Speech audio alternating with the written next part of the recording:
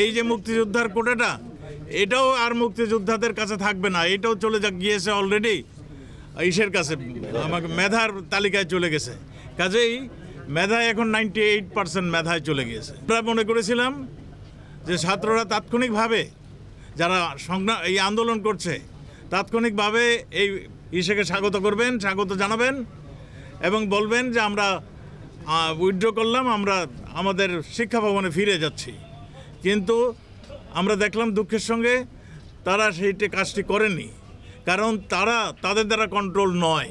এটাই প্রমাণ হয়েছে এই কয়েকদিন, মানে আপনারা এই ধ্বংসের লীলা খেলা দেখে।